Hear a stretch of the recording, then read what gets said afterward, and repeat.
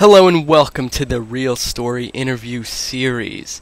Today I am here with Warren Cassell Jr. Is it pronounced Cassell or Cassell? Cassell. Cassell. Warren Cassell Jr. And this dude is 14 years old. He's an entrepreneur, web designer, student, taekwondo black belt. And he started his first business, a greeting card company, at the age of 8. Just pretty badass. Now he manages a web hosting company, published a new book called The Farm of Wisdom, 25 Unforgettable Tales That Will Ignite a Wiser You. Really cool book. I read it yesterday and today. And it's a really fun story. It's kind of like Aesop-like. He's the Aesop of Montserrat, as I would say. So I actually have a few quotes of Warren's right before we get into this interview. He said, "The sad thing is that if we never appreciate the singing of the birds and the teamwork of ants, we will never be able to change our perception of the world. Our ineffective ways to handle hardships will never improve, and we will never have a life of abundance." That is from his book, Unforgettable Tales That Will Ignite a Wiser You. And the second quote was from an interview. He said, "I see no real difference between younger and older business people, and I firmly believe that age is just a number. No one is too young to make a difference in the world, and it is never too early to start gaining experience." So with that, Warren Cassell Jr., welcome to the interview. Thanks. So when you were about 8 years old, you started this greeting card company, graphic design company. You called it Emerald Greeting Cards. So what led up to this? And I'm particularly interested to hear about your parents and their influence on your development up to that point and up to now. Yeah, sure. Well, around when I was 8, I had an artistic, I liked being artistic. So I would create a lot of greeting cards for people, family, friends, my parents, coworkers.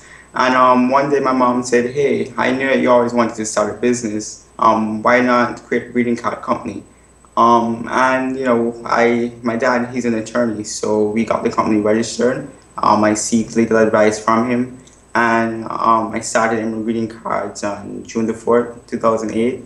I remember getting the certificate from the registry, and I was really happy. My parents, I am kind of independent person. My parents, they supported me, tried to get the friends to purchase cards from me. But I kind of refused getting some financial capital from them, but they insisted. So I got a little startup money from them, and I moved on. Oh, I see that self-reliant philosophy back there when you said, "I'm an independent person." Just talk a little bit more about that independence, like how you relate to what self-reliance is. Well, I don't like taking things from people. I like making a name for myself and doing stuff my way. I'm not a person who's gonna not listen to advice. So I'm always appreciating advice, but I like to do stuff, going stuff with my own path. And this brings to mind a point about advice. What you believe, or what I believe that you mentioned, is one of the ultimate sources of advice we have in this life, and that is nature. And I remember reading when you were 13 years old, you kind of really dived deep into that philosophy that nature has the answers that we're looking for, that it's a lot of our problems, most of our problems in life and humanity are caused by our disconnection with nature. Could you talk more about this love of nature that you have? Why is it so powerful? And why do we ignore it? Okay, well, I read a lot of self-help books on blogs and websites, and I noticed that the information that's in it, it's kind of redundant. It's repeating over and over. And I don't know, I'm kind of an observant person. I live in the tropics, and I'm just looking at just simple things of how animals live their lives. And I'm like, what these self-help websites are teaching us, the same thing animals and plants are also teaching us. That is very fascinating. And you combined all this knowledge into a book. of 25 unforgettable tales. What gave you, so the nature gave you the idea to do that book, but like what gave you the idea to actually put it into action? Like, who is Warren Cassell to write this book and to put it out there in the world? Well, every day I wake up with a mission to inspire others, and that's why I do what I'm doing. That's why I'm creating companies, investing in companies to inspire the people and show them that age doesn't matter. And I was doing application development at the time, and I wanted to do something more. I wanted to reach people on a larger scale, and I said, hey, a book would work. So, when I think, I normally lie down on my bed for about 30 minutes every day. And as I thought, the idea of a book came, and the nature philosophy also came as well. Mm-hmm. Could you walk us through a really good day in the life of Warren Cassell Jr.? Well, I wake up on a normal, typical day. I wake up around 6 o'clock. And I get up to school. Yeah, I'm a full-time high school student. And my classes, I have about 8 classes a day. Around lunchtime, which is just after the 4th period, I would normally sit down. I have a notebook. I normally jot down my journals, just observations about the world. And sometimes I'm talking with friends. In the afternoon, when I come home, I do my homework, do a little revision. And also, because I have clients, I would do Skype appointments and talking to my contractors as well. And then in the evenings, I would practice my Taekwondo. And just before I go to bed, I'm reading a book. Read every day. Read every day. Few success habits, essential ones that you mentioned. I love particularly the notebook at noon, around lunchtime, that you get out the notebook and you make observations. Not a typical habit at all. Not very typical, which is a very good thing that you make those observations. Kind of reminds me of habits that I have, but another thing, the Taekwondo. You set yourself up perfectly for my next question, Warren, and that is, you recently, I believe in May, around when you turned 14, you got your first dan black belt in Taekwondo. And I'm really curious to hear about your experiences in martial arts, how it affects your mindset, and where you want to go with it in the future. And especially this, because I don't feel it's a coincidence that you're really into nature and you do martial arts as well. I see that there's a strong connection between martial arts and nature, and I was wondering if you could expound on that. Taekwondo has helped me to be a more disciplined person. It has helped me not to give up. That is a principle that you have to go about when you're doing something like Taekwondo, because you have to do stuff over and over until you get it right. And I started it when I was in the 3rd grade. Now I'm in the 10th grade. And it's something that you have to be focused on. I teach you to be a focused and disciplined person. And that goes with a quote that you wrote about in your book. You said, freedom of action is disguised as a freedom of discipline. I particularly liked that quote a lot, because when we think of freedom, personally when I think of freedom, maybe the first thing that comes to mind is being free of constraints, being free of responsibilities, of commitments, of just running wild and free. But it turns out that when that happens, things fall apart real quick. The weeds grow in our mind, and without those commitments, without those responsibilities, we don't have the freedom of action. So could you talk a little bit more about that quote, freedom of action is disguised as a freedom of discipline? Because I think that's a very special quote, a lot of insight in that one. Well, a lot of people, they want to be free, they want to do what they want, but they don't actually know that when they get what they want, they would actually want to go back to where they were before. Let me think of an example here. You said when people get what they want after they've been working forever so hard, they will want to go back. Is that what you said? To the way they were before. Oh, that's an interesting way to put it.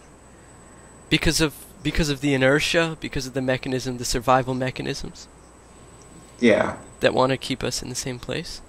Maybe. That could be.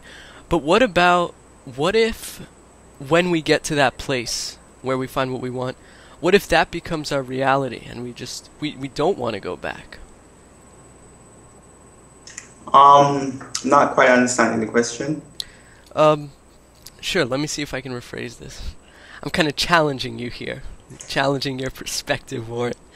So you're saying when we have a goal and we set into mind, we have a lot of resistance towards that goal. So I think what you mean to say is when we start moving in the direction of that goal, we kind of get bit by life. We kind of run into some obstacle and then we kind of run back to where we started from.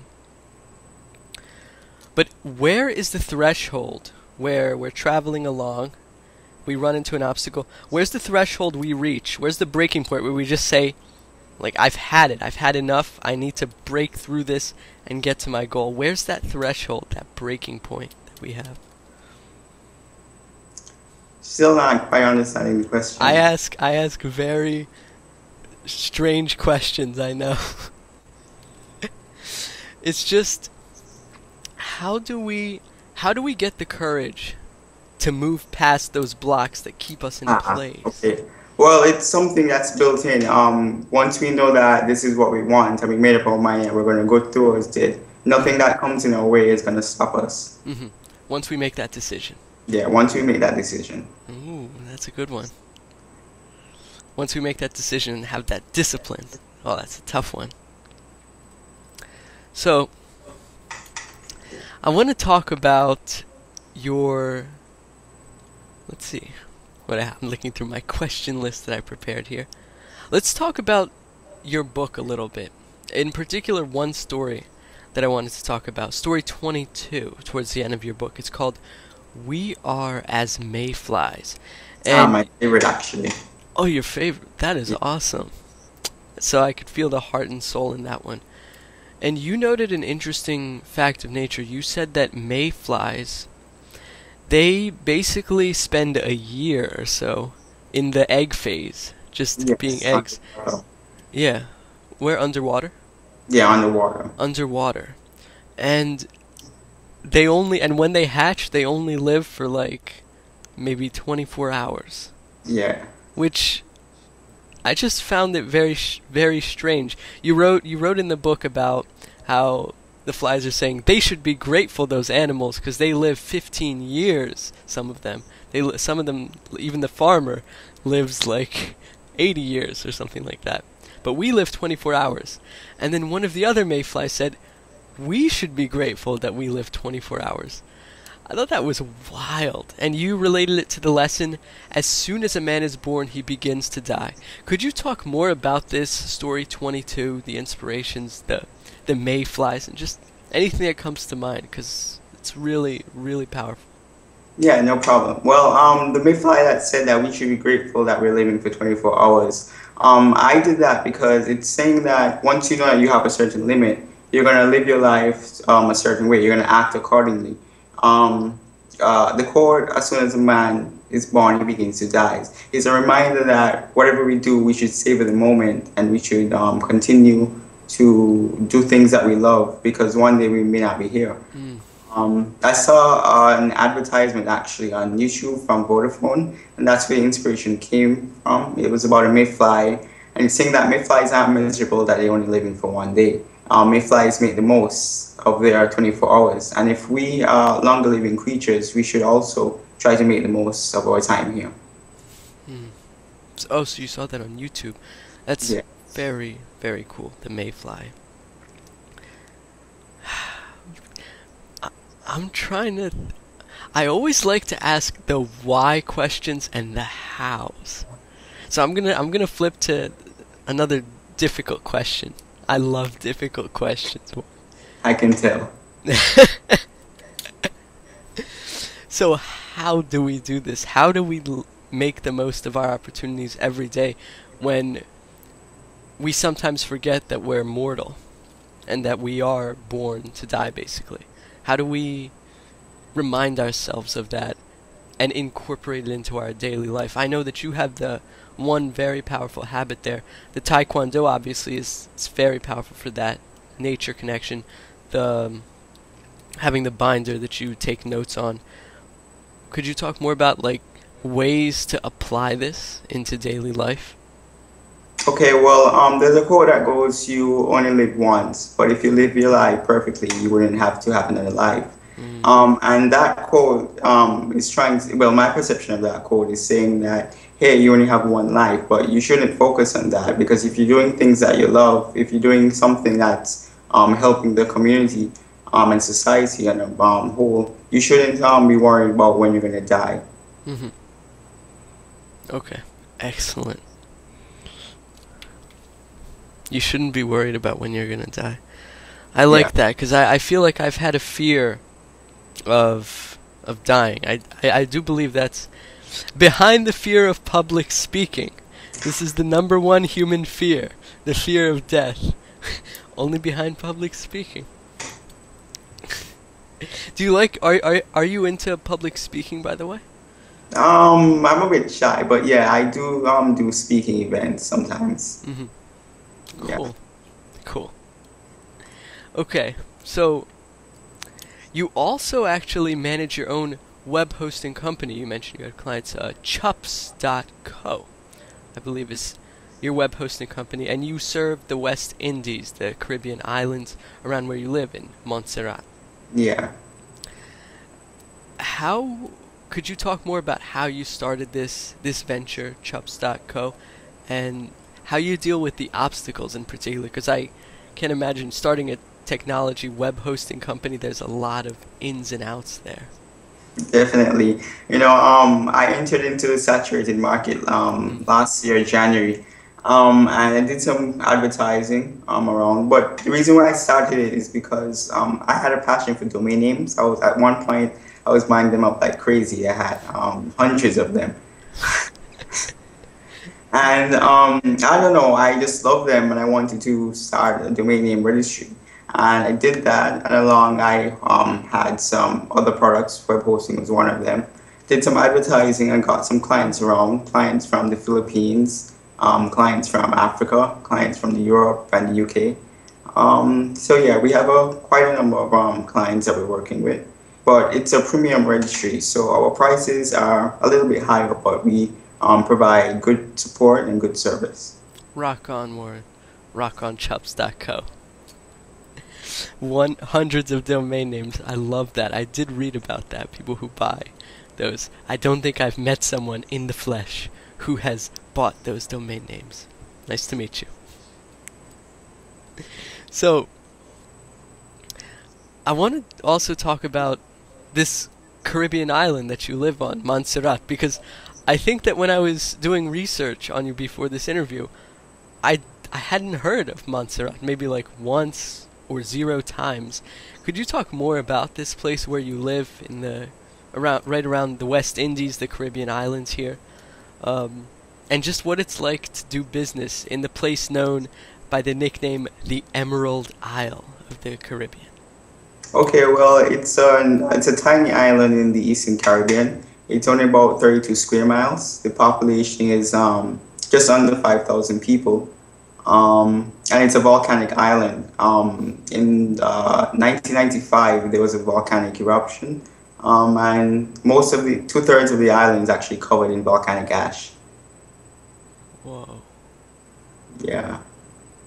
So everybody is basically in the northern side of the island, but it's pretty safe. And we have some world-class scientists here who are monitoring the volcano, and it's not acting up like that anymore.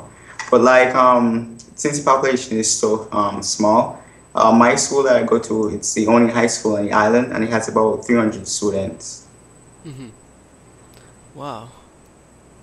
Okay. I can't really imagine that, because here I live in Pennsylvania, right outside Philadelphia, and population is quite huge, so I can't imagine what it's like to live on Montserrat, an island where there's less than 5,000 people, and it's volcanic ashes everywhere. Well, the volcanic ash is inside the unsafe zone. Nobody really has access to that, only like tourists. but in the northern side, it's pretty developed. Hmm. Oh, that is really cool, really cool, really fascinating. That you lived there, like just that we get a picture of life in a place where not many people live. So, so to conclude, Warren, I would like you to talk about some of your current projects, what you're working on these days, any closing thoughts on living a good life, and where we can find you on the internet. Okay, well, right now I'm going back to school in 2 weeks, so my fun is about to end. Um, yeah, but it's gonna be I only have 2 more years of high school, so I'm gonna be into the world soon. Oh, so Uh, you have what, 10 years, 11 years of high school, or are you uh, going into 10th grade? yeah, I'm in 10th grade. Ah, gotcha, It's 5 years. Yeah, gotcha. so I'm in my four. I'm going to go into my fourth year now. Hmm. Yeah. Well, right now, what I'm working on, I'm just writing some more essays. I started my blog up again. It kept on coming down because I never got a chance to write. Hmm. Yeah. But I'm gonna try to do some more essays. And next month we're going to be doing a blog tour Hmm. for the book. Um, yeah, that's basically what I'm up to right now. Hmm. And this video is going to be posted in September that month during Ah, the blog tour, yeah. yep. So people are going to see it in the future, which is really cool. Cool. Yeah. And finally, could you talk about your book, where you can get it? Yeah, okay. Well, you can get the book on Amazon, The Farm of Wisdom. Hmm. It's listed for $8.99 for paperback and $2.99 for the Kindle version. Hmm. You can also get it from Barnes and Noble and get it in Nook as well. Yeah. Um, yeah. Also, you can get it from PassPencil.com, which is actually the publisher that I went with. There's a marketplace and you can get it there as well. Hmm. Excellent. And if you buy the book, I would definitely recommend that story 22, and I did particularly like story 17. That one of the old oak tree. That's a very special story. So if you decide to pick it up, definitely check out story 17. And also, too, for every book that we sell, we're going to be planting a tree in a third world country. Mm. That's going to help communities sustain themselves economically and environmentally. Okay, that is excellent. Warren Cassell Jr., thank you very much for coming on the Real Story interview series. It's been a delight having you. Thanks for what you do. Thanks. And just to your viewers, remember that no one is too small to make a difference. And go out and live a life of your dreams.